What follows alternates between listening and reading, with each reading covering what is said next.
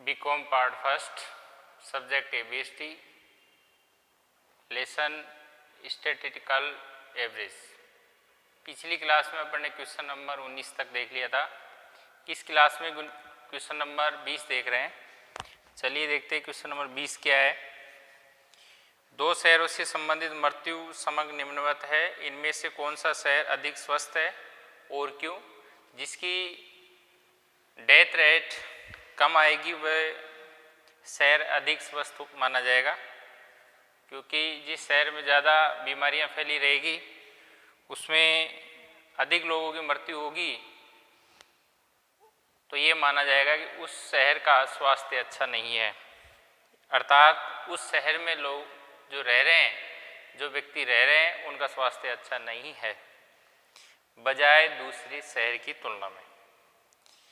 इसमें टाउन ए जिसको स्टैंडर्ड नाम दिया गया है, टाउन बी लोकल यानी स्थानीय नाम दिया गया है, और एज ग्रुप 0 से 5, 5 से 40, 40 से 75 और ओवर 75 मतलब 75 से अधिक। दो कॉलम इसमें दिया हुआ है। पॉपुलेशन मतलब जनसंख्या और डेथ्स मतलब जैसे 8000 व्यक्तियों में से 185 की डेथ इसमें दिया हुआ है। फिर 25000 में से 125 लोगों की डेथ, फिर 60000 में से 420 लोगों की डेथ, और फिर 7000 में से 480 लोगों की डेथ बताई गई है क्वेश्चन में। लोकल बी टाउन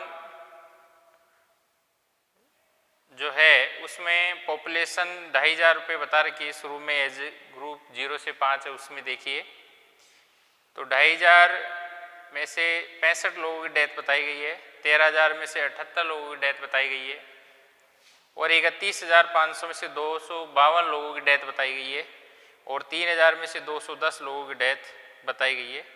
और आपसे ये पूछना चाहता है, क्वेश्चन में ये पूछना चाहता है कि दोनों में से टाउन ए और टाउन बी मतलब दोनों शहर में से कौन सा शहर अधिक स्वस्थ है।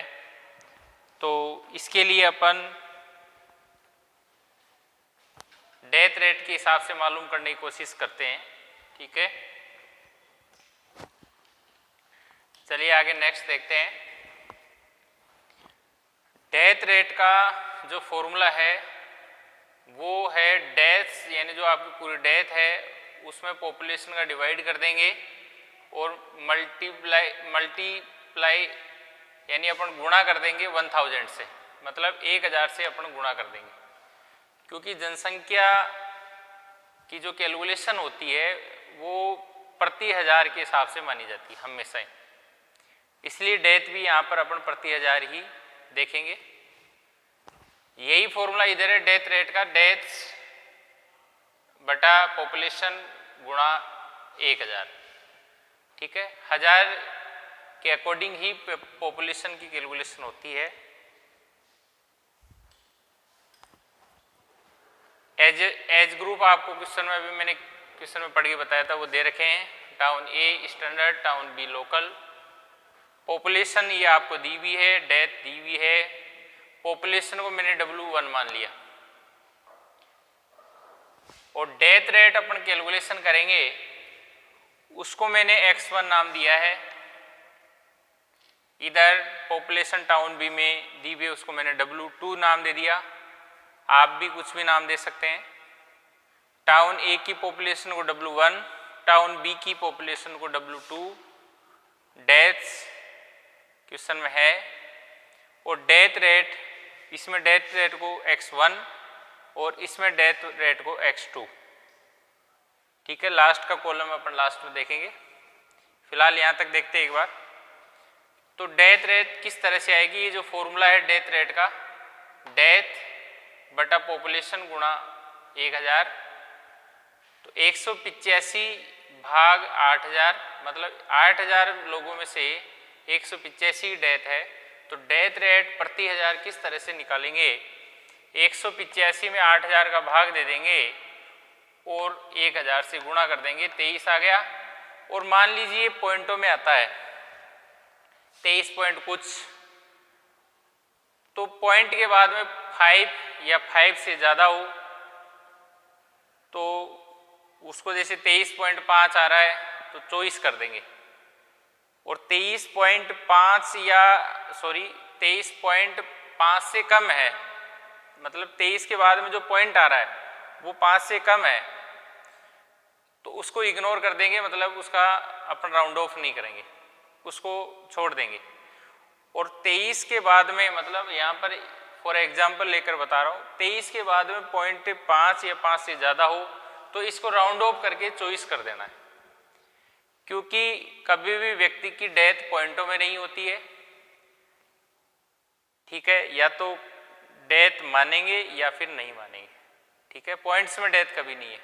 जैसे 2 लोगों की डेथ हो गई या 3 लोगों की डेथ हो गई या 4 लोगों की डेथ हो गई, तो ऐसा नहीं है 4.5 लोगों की डेथ हो गई, ऐसा कभी नहीं होता है। इसलिए ये ध्यान रखना है कि पॉइंट के बाद में 5 या 5 से ज़्यादा है तो उसको राउंड ऑफ करके बढ़ा देना है, और 5 से कम रहे पॉइंट के बाद में तो उसको आपको इग्नोर कर देना है, मतलब उसको छोड़ देना है, उसका कुछ नहीं करना है, ठीक है। मतलब 1000 में 23 लोगों की डेथ आ रही है, इसमें 125 भाग 25,000 गुणा 1000 5, इसका मतलब है 1000 लोगों में से 5 व्यक्तियों की डेथ हो रही है टाउन ए में। 420 भाग 60,000 गुणा 1000 तो 7 आ गया, इसका मतलब है प्रति 1000 7 व्यक्तियों की टाउन ए में मृत्यु हो रही है। नेक्स्ट एज ग्रुप दिया हुआ है, 480 में 7000 का भाग दे देंगे और 1000 से गुणा करेंगे तो 69 आएंगे। इनमें किसी में भी पॉइंट्स में आए तो मैंने बताया है कि पॉइंट्स के बाद में 5 या 5 से ज़्यादा है तो उसको राउंड ऑफ करके बढ़ा देना है, और 5 से कम रहे पॉइंट के बाद में तो उसको आपको इग्नोर यानी छोड़ देना है। ये सभी में ये नियम समान रूप से लागू रहेगा। और डेथ रेट का फॉर्मूला डेथ्स बटा पॉपुलेशन गुणा 1000 प्रति 1000, ये कैलकुलेट कर लिया है अपन ने। पॉपुलेशन का टोटल कर लेंगे, 1 लाख है, डेथ 1210 है, और डेथ रेट प्रति 1000 ये अपन ने कैलकुलेट किया है, ये अपने बाद में काम में आएगा। टाउन बी लोकल जिसको स्थानीय माना गया है, population W2, death rate X2 नाम दिया है अपने, 2500, 13,000, 31,500, 3,000, डेथ दी हुए 65, 78, 252, 210, ठीक है। डेथ रेट किस तरह से निकालेंगे आपको मालूम है, डेथ्स बटा पॉपुलेशन गुणा 1000। जैसे टाउन ए में अपन ने डेथ रेट कैलकुलेट की है उसी तरह से टाउन बी में भी उसी तरह से अपन डेथ रेट का मतलब मृत्यु दर की गणना भी उसी प्रकार से अपन करेंगे। चलिए नेक्स्ट, तो 65 में भाग देंगे 2500 का गुणा 1000, 26, इसका मतलब है 1000 लोगों में से 26 व्यक्तियों की डेथ हो रही है। नेक्स्ट, 78 में 13,000 का भाग देंगे और 1000 से गुणा करेंगे तो ये 6 आ गया, इसका मतलब है 1000 में 6 लोगों की मृत्यु हो रही है। इस तरह से आगे 252 भाग 31,500 गुणा 1000 8, 210 भाग 3000 गुणा 1000 70, इस तरह से ये डेथ रेट आ गई अपनी। ये कॉलम नेक्स्ट बाद में देखेंगे। अब टाउन ए कि अपने ऑल ओवर मतलब सभी एज ऑफ ग्रुप जैसे 0 से 5, 5 से 40, 40 से 75 और ओवर 75, तो इनका ऑल ओवर देख रहे हैं कि कितना % डेथ रेट चल रही है। ये तो एज ऑफ ग्रुप के हिसाब से डेथ रेट थी। अब देख रहे हैं कि ऑल ओवर सभी ग्रुपों की मिलाकर डेथ रेट क्या चल रही है। तो टोटल डेथ जो आपका ये वाला नहीं, ये बाद में काम में लेंगे, अभी अपन ने कैलकुलेशन तो कर लिया है, लास्ट में काम में आएगा, मैं बताऊंगा किस तरह से आएगा। तो टोटल डेथ ले लेंगे 1210, टोटल पे पॉपुलेशन ले लेंगे 1 लाख गुणा 1000, यहाँ पर भी प्रति 1000 ही चलेगा, यह आ गया 12.10, यानी प्रति 1000 में से 12.10 लोगों की परसेंटेज के हिसाब से इसने डेथ बताई है, ठीक है। और प्रति हजार में जो परसेंटेज लगती है उसमें नीचे 2 जीरो आते हैं। 100 वाला परसेंटेज हो तो उसमें 1-1 जीरो आती है, जो ओब्लिक वाला चिन्ह होता है उसमें। तो यहाँ पर 1-1 जीरो अपन नीचे बढ़ा देंगे, क्योंकि ये प्रति हजार परसेंटेज है, न कि प्रति 100। पर 100 नहीं है, पर 1000 है, इसलिए नीचे की साइड डबल जीरो आएगा परसेंटेज के। तो 12.10 प्रति हजार परसेंटेज आ गई। टाउन बी में भी टोटल डेथ अपनी है 605 और टोटल पॉपुलेशन 50,000 है, गुणा 1000, 12.10 प्रति हजार परसेंटेज आ रही है। अब समस्या ये है कि टाउन ए में भी 12.10 प्रति हजार परसेंटेज आ रही है और टाउन बी में भी 12.10 प्रति हजार परसेंटेज आ रही है। अब अपन को क्वेश्चन में ये पूछा गया है कि कौन सा शहर अधिक स्वस्थ है, तो यहाँ पर अब आंसर देने में दिक्कत होगी, क्योंकि दोनों की मृत्यु की जो प्रति हजार परसेंटेज आई है वो बिल्कुल इक्वल आई है, मतलब बराबर आई है। तो जब ऐसी स्थिति हो जाए, जैसे मान लीजिए कम ज़्यादा आता, तो यहाँ से ही अपना आंसर हो जाएगा। जैसे एक मान लो 12 है, पॉइंट कुछ भी आए, आगे जैसे ये 13 आ जाए, ये 11 आ जाए, कुल मिलाकर ए और बी में डिफरेंस हो, चाहे 0.1 का ही डिफरेंस हो, तो जिसका कम आ रहा है उस शहर को अपन अधिक स्वस्थ बता देंगे, ठीक है ना। लेकिन यहाँ तो बिल्कुल इक्वल आ गया दोनों, तो फिर अपने डेथ से तो बिल्कुल इक्वल आ गया, तो अब डेथ रेट से कैलकुलेशन करने की कोशिश करेंगे, ठीक है। डेथ रेट कैसे निकालते हैं वो फॉर्मूला लगाकर मैंने अभी बताया था। तो मैं जैसे x2W1, x2 मतलब टाउन बी की डेथ रेट और W1 का मतलब है टाउन ए की जनसंख्या, मतलब एक शहर की तो अपन जनसंख्या लेंगे और दूसरे शहर की मृत्यु दर लेंगे,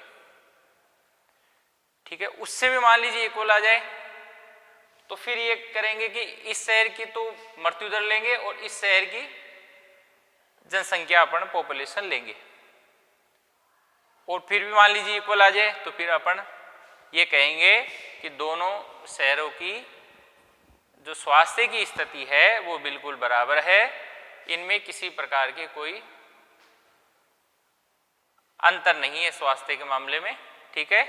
तो ऐसा फिलहाल नहीं होगा, लेकिन फिर भी यदि आता है तो उसका फिर फाइनल रिजल्ट यही आएगा कि दोनों का स्वास्थ्य बिल्कुल, दोनों शहरों का व्यक्तियों के जो लोग हैं उनका स्वास्थ्य बराबर है, मतलब किसी प्रकार का कोई डिफरेंस नहीं है।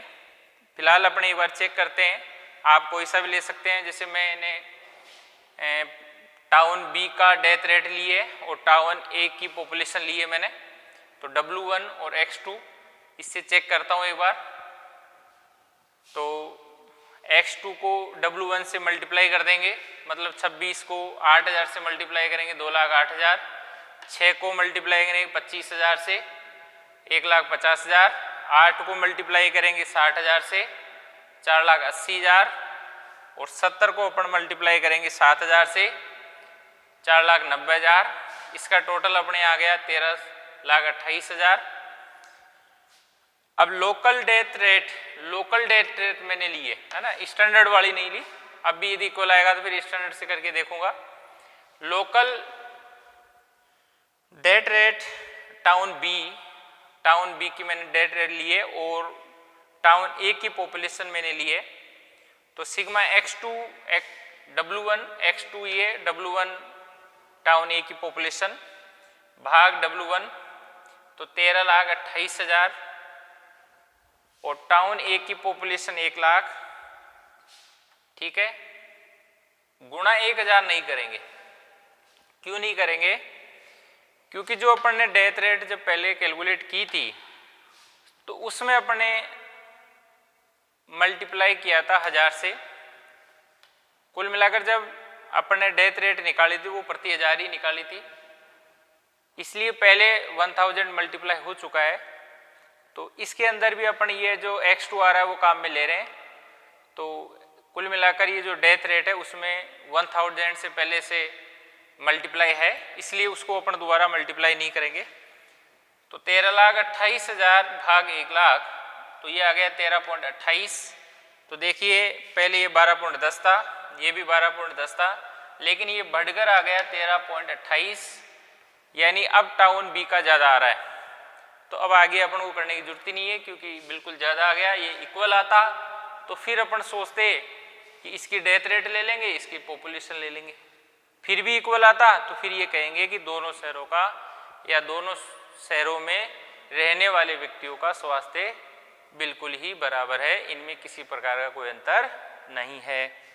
ठीक है, तो अपन ने टाउन बी की डेथ रेट ली और टाउन ए की पॉपुलेशन ली, तो टाउन बी का डेथ रेट बढ़कर 13.28 हो गया।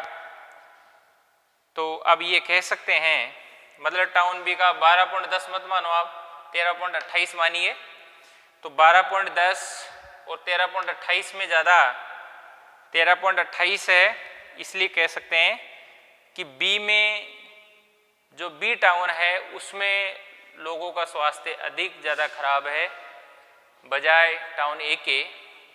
तो निष्कर्ष के रूप में ये कहेंगे, अतः टाउन ए के व्यक्तियों का स्वास्थ्य टाउन बी के व्यक्तियों से अच्छा है। ठीक है, ये लास्ट में आपको लिख कर आना है निष्कर्ष, क्योंकि डेथ एक नेगेटिव चीज है, तो जिसकी ज़्यादा आएगी उसकी स्थिति खराब मानेंगे, जिसकी डेथ रेट कम आएगी उसका अपन अच्छा मानेंगे। ठीक है, और इस तरह से ये क्वेश्चन का अपन को आंसर देना है। इस टाइप के कोई एग्जाम्पल्स भी हो तो वो भी आप करें और समझ के करें। ठीक है, thank you. Next question next class में देखेंगे।